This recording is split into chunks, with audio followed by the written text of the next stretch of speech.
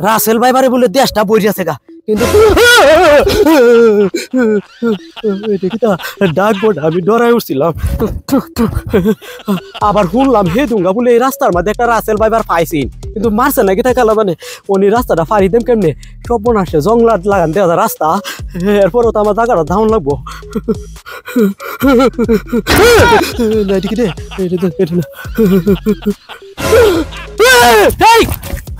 কি তো তো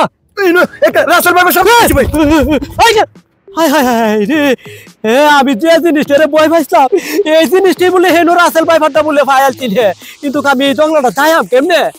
যাবে তো আমার দাউন লাগবো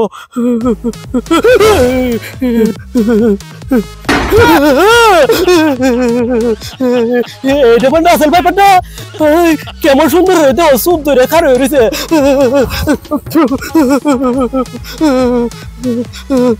এই সব বোনাসি মারাত্মক ভাব দেওয়া যায় রে খালি ফেসবুকে খালি শুনি আর দেখছি তো না অনেক লম্বা দেওয়া দা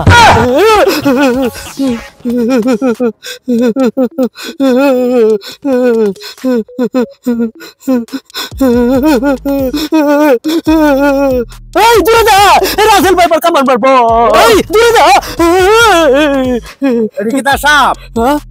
আরে বেটা সুজন নে এনে বলে রাসেল ভাইপার পাইছিন বলে আমি তো কইতাছি এইডি এটা রাসেল ভাইপার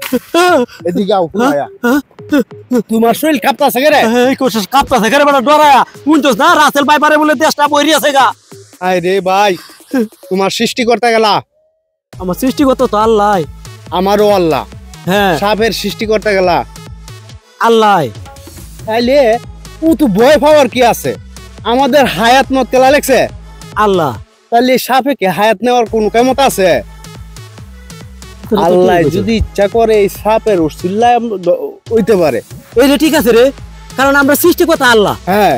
মরণটাও তো আল্লাহই লিখবো এত ভয় পাওয়ার কিছু নাই তবে সবসময় সতর্ক থাকতে হইব যাতে আমাদের আশেপাশে পরিষ্কার থাকে সাপ সুপ না ঢুকতে পারে এই সতর্ক থাকতে হইব এত ভয় পাওয়ার কিছু নাই ভাই কথাটা ঠিক কইছস এরপরেও তো মনে হচ্ছে মরণটা তো বেশি ভয় পা না মরণ ভয় পায়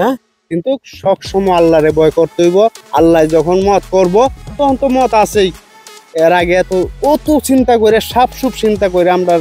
জীবনটারে শেষ করলে হইতো না ডরাই আগে বরণ যেত না ঠিক আছে রে ভাই তোর কথাটা শুনে আমার যে ভয় ভীতি আছে আসলে আল্লাহর হুজুর দেন নিয়ে সবকিছু আমার দূর হয়েছে আমরা দিন দিকে এইভাবেই করতে হইব তবে এত ভয় না ভয় করলে একমাত্র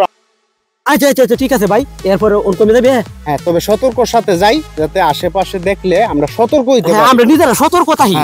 পরে দাঁড়াও আল্লাহ করবে আচ্ছা আচ্ছা যা দেখি